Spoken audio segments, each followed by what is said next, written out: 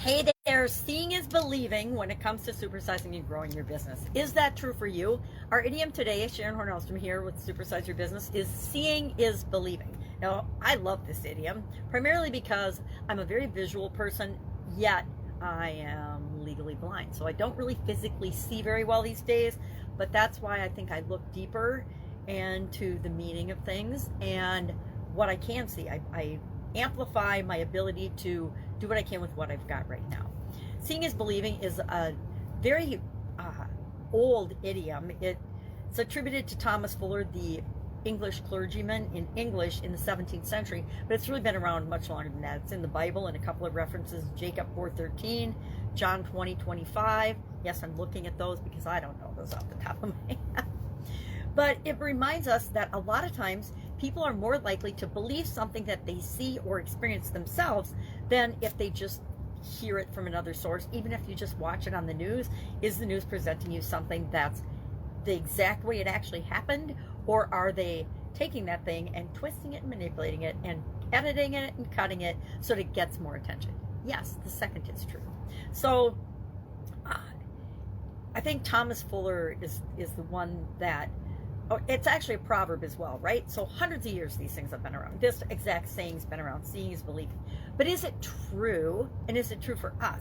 I think that's subject to interpretation, because 10 people can witness the same accident and they've all seen it from different perspectives through the lens of their own beliefs, thoughts, past experiences, etc. So they all have different versions of what happened, even though they all witnessed the same exact thing. It applies to accidents, applies to trial. I've seen it in trials. It's just like, I mean, how did these 5 or 10 witnesses all see the exact same thing when they have such, diametrically opposed versions of what actually happened in the stories, etc.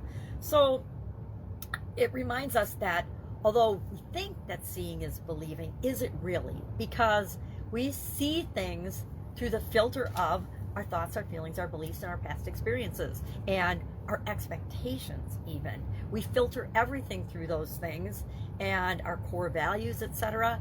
So do we actually even see everything that's out there and is presented to us? No, we only see or perceive with all of our senses the things that we'll allow ourselves to see. And we have lots of little filters that we all have that prevent us from seeing things maybe as they really are versus how we want them to be, etc. So how do you use this, knowing that human beings see things differently and perceive things differently, to grow and build and supersize your business? Well, you provide people with a whole lot of, number one, experiences with your products and services, experiences with you and your business.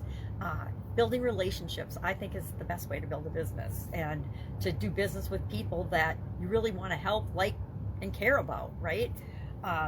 And people want to do business with businesses and people that they like and trust and know really want to help them and have their best interest at heart. So how do you demonstrate that for people? Well, sharing other people's that you've worked with before stories, hooking people up, letting them network, giving references, letting people talk to people that you've worked with before. Testimonials, now so much is online and on the internet. You have to have websites and testimonials and people to be able to search. Sharing on social media, sharing on the internet by writing articles or creating videos is a good way to let people get to know you and know what you're all about. So testimonials, demos, trial periods, guarantees help people to want to do business with you as well, things like that.